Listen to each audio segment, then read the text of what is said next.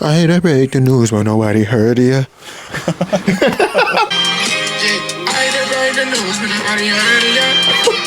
I better break the news, but nobody heard ya.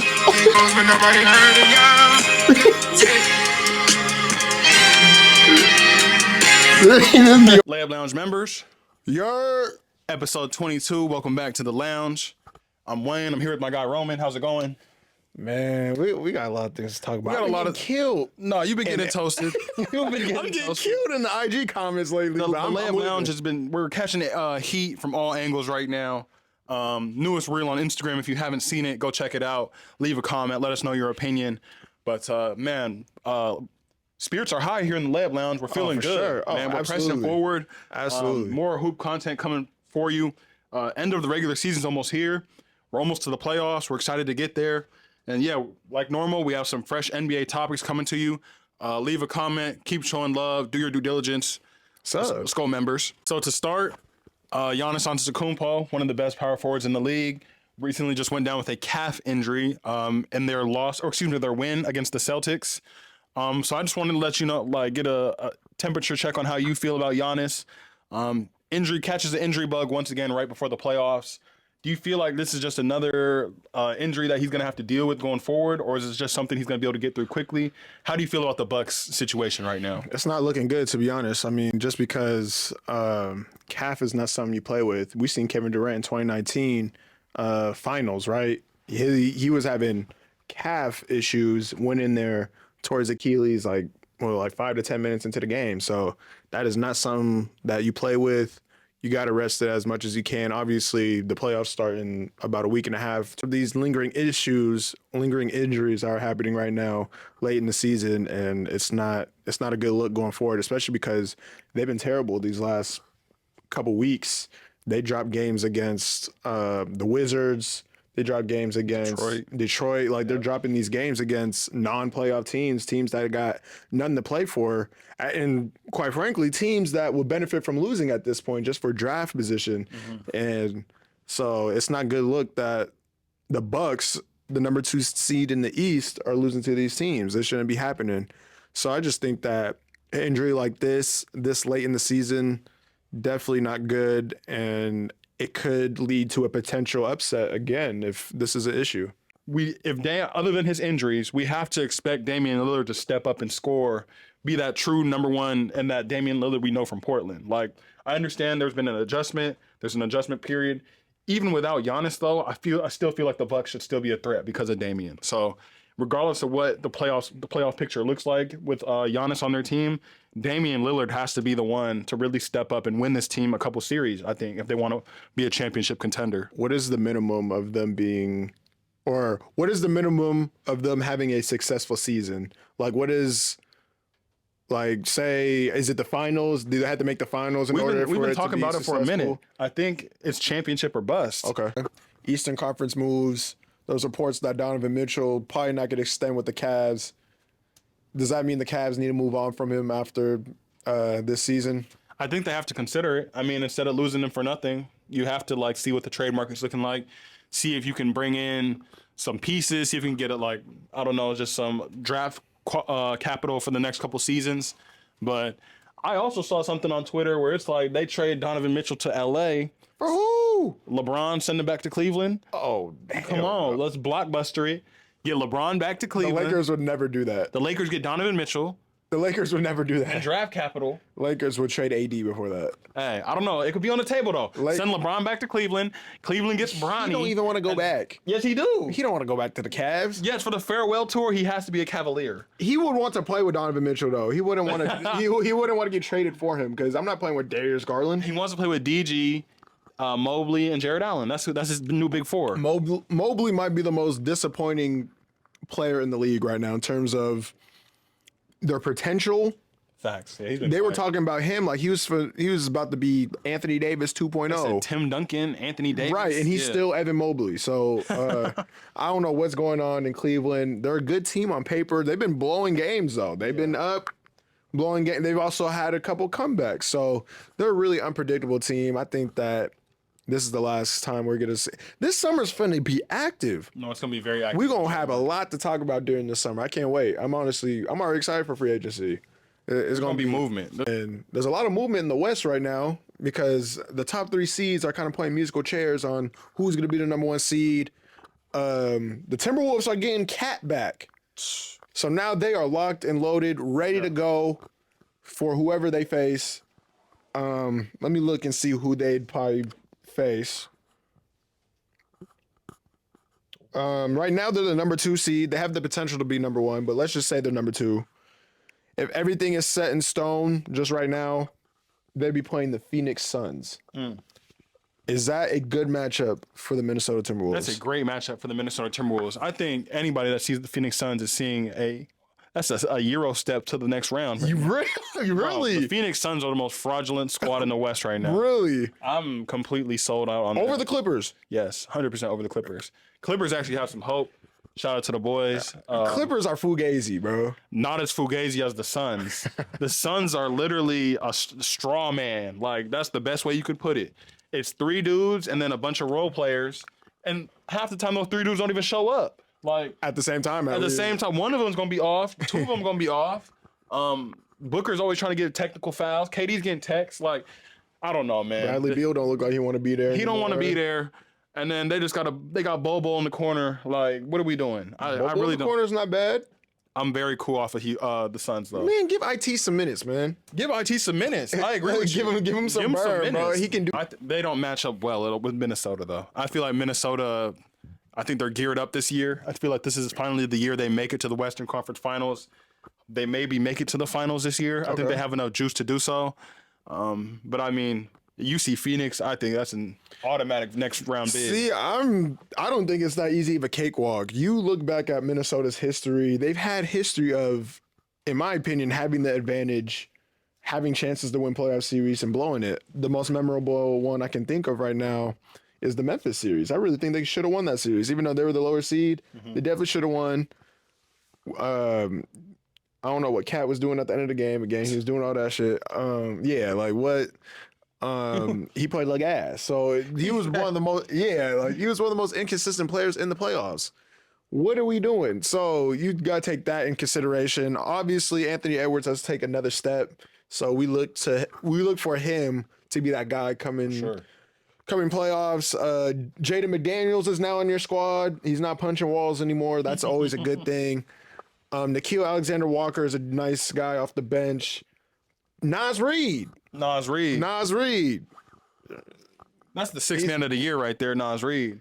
But yeah, they got Nas Reed off the bench. They got Slow-Mo in the mix. You said Nas Reed 6 man? I got Nas Reed as 6th man of the year. I think it's him or Monk, but I mean Monk just bring that energy, yo. Like Nas don't bring that energy. It's more of the fans. The fans are trolling, bro. Like no, they're not. They're trolling. You seen the Nas Reed towel night? Because they're trolling. No, you seen it, bro. He had like 20 that night too, and it's just Nas Reed. Because he looked like a traditional big man. And it's like he's getting these moves off because he just looks like he can't get those moves. Hey, that makes sense. I was watching the game last night. He caught it on the top of the key, caught it, jabbed, did a spin move, didn't go nowhere. Oh my God. No, layup. The crowd goes crazy. He brings the same sort of energy that a traditional 6-man brings, but it's a different fashion. Malik could give you smooth. Malik could give you 50. He'll give you 40 off the bench. No, he will. He will. And he's the bro, like he's killing anybody's second unit. Nas Reed will give you 30 and 8 threes though off the bench. Just like he plays like a guard, bro. It's like step back, catch and shoot. Man, there's not many. Yeah, I think it's him or Malik. Bobby Portis. I always like Bobby Portis.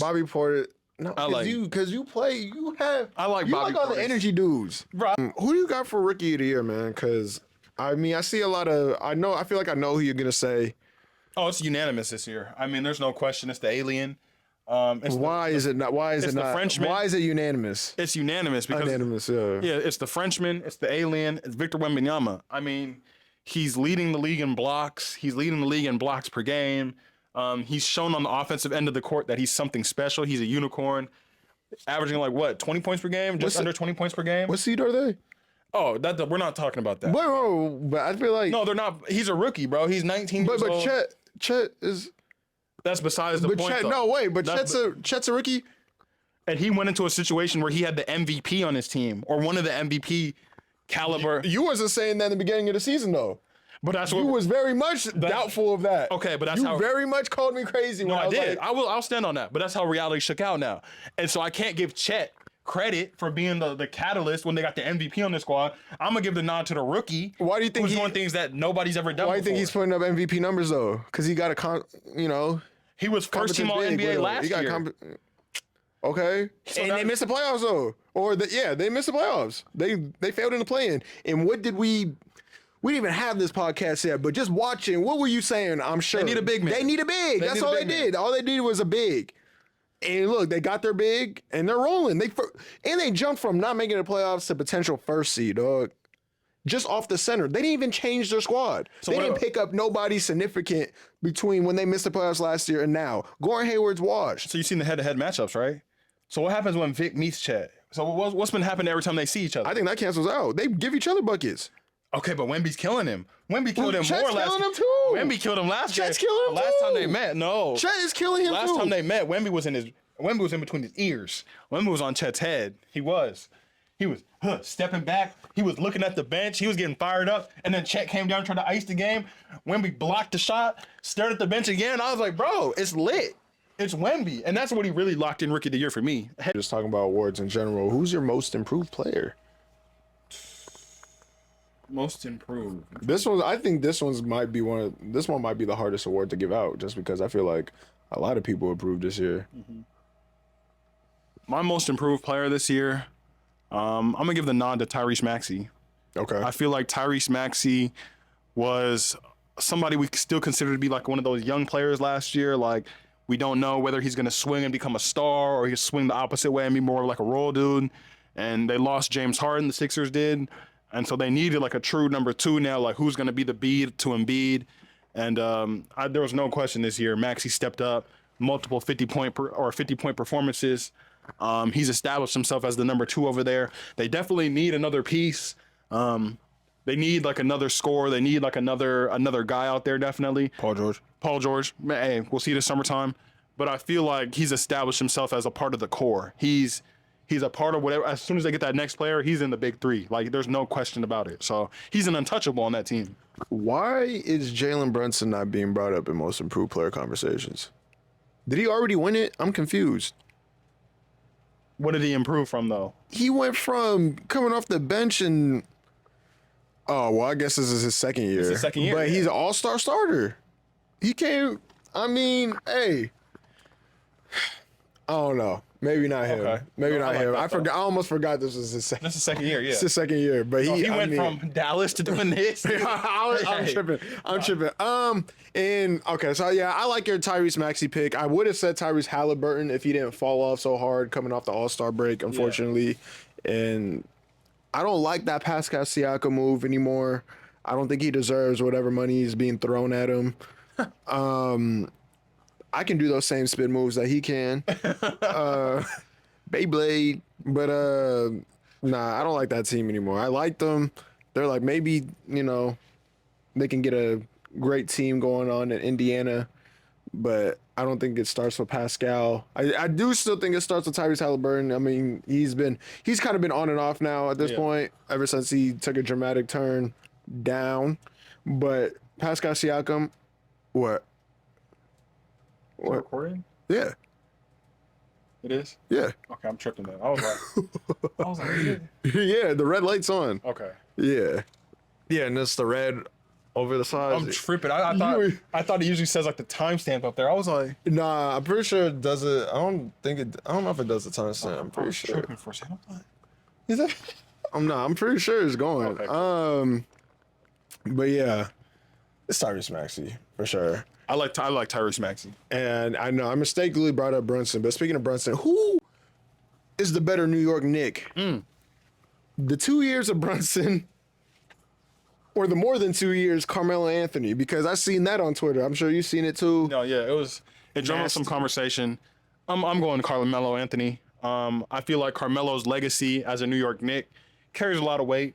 Although they didn't win the conference finals. They didn't make it to the finals. Did they win anything? No. I think they won a playoff series. They didn't win anything? I think they won a series, maybe. But I mean, those are just some of the most fun teams of the 2010s, like those Nick Carmelo teams. Like, and we just remember him as being like one of the best scorers in the league at the time. And at the peak of Melo, we have to remember Melo was really that dude. Like, he was scoring, he was averaging 30, he was getting wherever he wanted to on the court. I remember the 60-point game off jumpers alone. Like, Carmelo was really that dude in his prime. He put on for the Garden too. He's one of those dudes who really he turns up the Garden. The Garden fell in love with him. He's one of those core pieces of New York history. Yeah, he didn't win anything over there, but yeah. No, he didn't win at all. But I mean, Melo's very respected when it comes to you know what I'm saying? He shows up in the Garden, they showing love. They showing love to Carmelo Anthony. So I mean, and you know that's tough for a fan base like New York. Because they're one of the, it's tough to like for the New York fans to really like rock with a player like that. Nah, Carmelo shows back up, they showing love though. So I love Melo, but I mean Stephen A. And usually I don't give that man props that much because he be saying some wild stuff. But I gotta agree with him. He said that Jalen Brunson, probably the biggest New York Knick, the best New York Knick since Patrick Ewing. Whoa. And that's what he said. And you know what? I'm thinking about it. Even these last 2 weeks, he's averaging like 40. You know what I'm saying? Like he's having a bunch of 40-point games. He's scoring 60. He is leading his team still without Julius Randle. I mean, we already talked about that. How I think that's a positive that he's no longer with them. Got to move him out of there because you can replace his production. But anyways, if we're talking about biggest stars in New York since Patrick Ewing, the Linsanity run was bigger star moment than the Jalen Brunson. But you know what you mean by maybe not biggest star, but just the player. I don't know, just like the best player that's been in a New York Knicks since Patrick Ewing. And I think that there might be some truth to that, especially how far they could get this year. Mm-hmm. I think they need to go get a legitimate star. Again, we're going to see what OG's about. But yeah, and he involves his teammates. Man, when Melo came back after Linsanity was ass. Why was that? Because Melo was jealous. He was trying to get his money. He was trying to get his. I mean, he's from New York. I get it. But let somebody shine. Let somebody shine. Maybe that's why Daryl Morey cut him off the Rockets. He was like, I don't want this to happen on my team. That's crazy. You seen that when they said he was crying when he got cut off the team? Listen, we don't need that. He said, but you can be behind our bench though. You can still take the team playing though. That's cold. See. Melo got disrespected at the end of his career, They cut him during preseason. Melo got disrespected during the end of his career, and he got scapegoated in a lot of different places. And not preseason. It was like 10 games in the regular season. 10 games in, yeah. He got scapegoated in Oklahoma. They cut him in Houston. He did not get scapegoated out of Oklahoma. Yes, bro. No, in Oklahoma, didn't. He was buns. Bro, they put him in a bad position, bro. And everybody said it was his fault. They was all like, you knew it was bad when he wasn't willing to at least think about coming off the bench. I don't know. He should have been willing to come off the bench. I mean, even him answering that question, even if you felt the way he did. AP. They want me to come off the bench. Well, yeah, you could come off the bench. AP. They want me to come off the bench. Bro, it's good. Like, sacrifice. Paul George's like, yeah, bitch ass nigga. You shouldn't come off the bench. But. Because even look at Westbrook now, coming off the bench. Look at Paul George in 3 seasons. What's he going to be doing? Coming off the bench. You said Paul George? Paul George. 3 years? He finna be back on the Thunder, being the 6th man. He's not gonna be a Clipper. He's not gonna be a Clipper next year. Bro, that's just the progression of it. He's not a Clipper next year. Yeah. What else we got to talk about? So another highly touted series that's coming up for this playoffs, already locked in. Dallas Mavericks, Los Angeles Clippers. They've met 3 times out of the last 5 playoffs, I believe. So we already know how Luka gets down against these boys. He does not rock with the Clippers. He's kind of just been running this series the past couple of years. Is this a make or break series for the Clippers? What do we expect from Luka and Kyrie? Talk to me, Ro. What's going on? Make or break? It is do or die. It's over. If this don't succeed, if the Clippers don't get past the Mavs, Paul George is definitely out of there. And it's because they're not going to re-sign him. Something got to shake. We got to break up this duo. It's failed throughout these last couple years. It has not been successful. In going into the playoffs, either one of the stars are on there, or both of them are out. They were looking good last year. They could have beat the Suns if they had a full healthy team. They could have beat the Suns last year. They just didn't have a squad. But yeah, definitely do or die for them. Paul George, He's out of there because Luka's gonna handle business, in my opinion. It might be MAVS in 5. Who you got? So who you got? You got prime Westbrook or prime Derrick Rose? Personal preference, I'm going prime Russell Westbrook, and I don't think it's relatively close. I think it's close. I think in his prime, Russell Westbrook putting up a triple-double, averaging 30 points per game.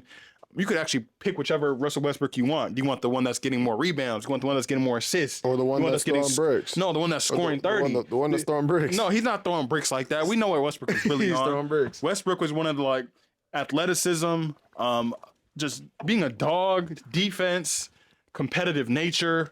And he actually had a jumper in his prime. I mean, like, maybe it was just all confidence based because he had the green light. He was the first option, but he had a jumper. He had a floater.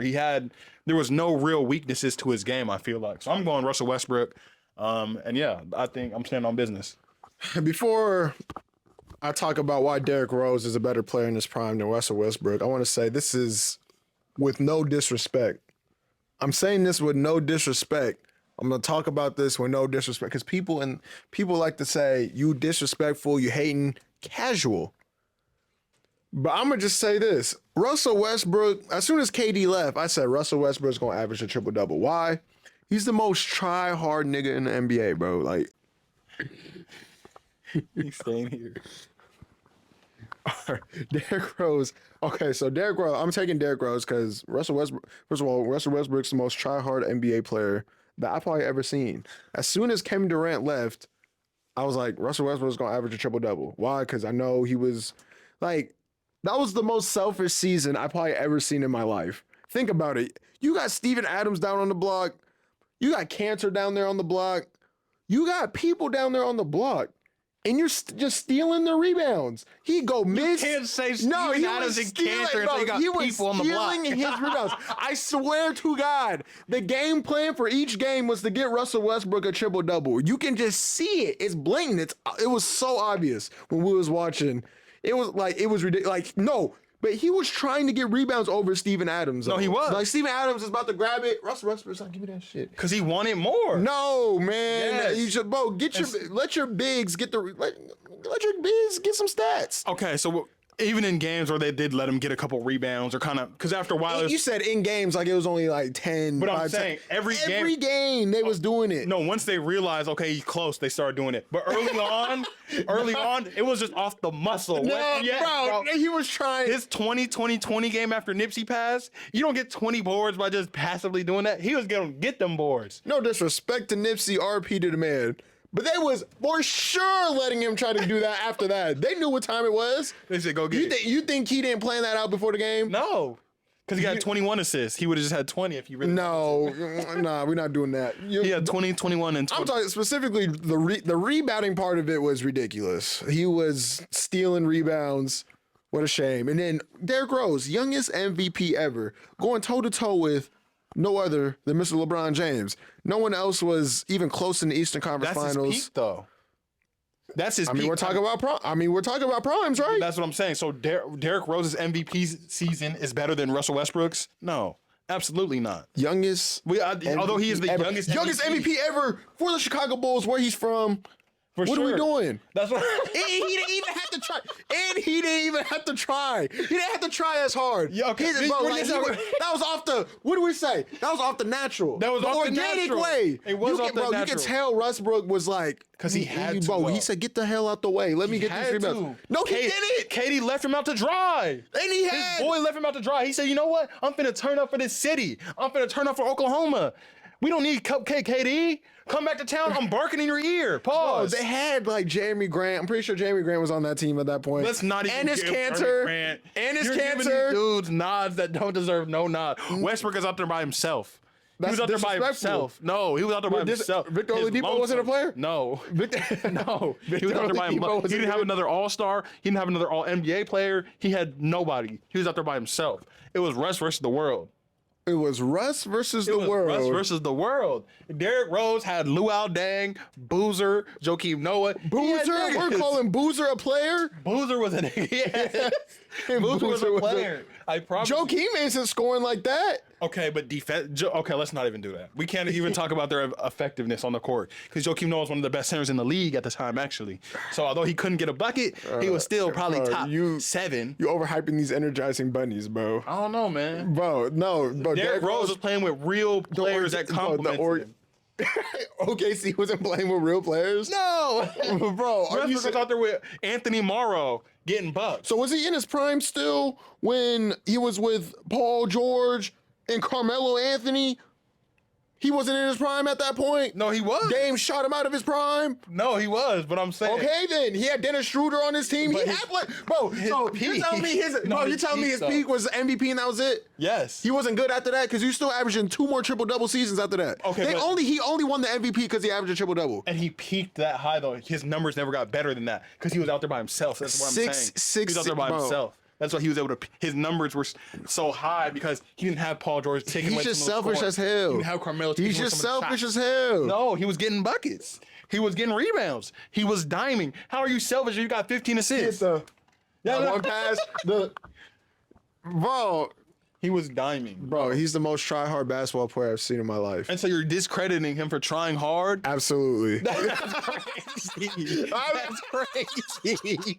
That's crazy. No, because I don't know how to explain it. It's like, you know what I'm trying to say, bro. Like, I gotta go get this rebound. But he plays like that night in, night out. He played like that when he played for the Lakers. No. He plays like that the way he plays for the Clippers right now. We're talking about Jokic, right? We're talking about how he just plays. They just run the offense. So he don't try to get a triple-double. It just happens. Russell Westbrook was actively trying to get a triple-double every single game. I don't care what interviews he's had talking about. No, he was actively trying to get a triple-double. Not just win the game. There's no actively trying to get the I promise you, if they lost the game, he went back to the locker room, looked at the stat sheet, and said, I got my numbers, though. We are good. We're good. Yeah, he's one of those. I don't have to get up out of here before we get canceled, dog. Because apparently we ain't got no credibility. You guys watch ESPN, though. Right. Stephen A. didn't hoop like that. Nobody on ESPN hoop. If they're not an NBA player, they don't got no resume at this point. So it's just like we're in the same spot. And I got a PSA for everybody. Just because we disagree with you, we disagree with your opinion, it's good. There's no personal shots need to be thrown. If I disagree with you, that's fine. If you think something different of me, in my opinion, that's okay. I'm fine with that. But to say I have no lineup, to say I look like I dribble with 2 hands, it's crazy.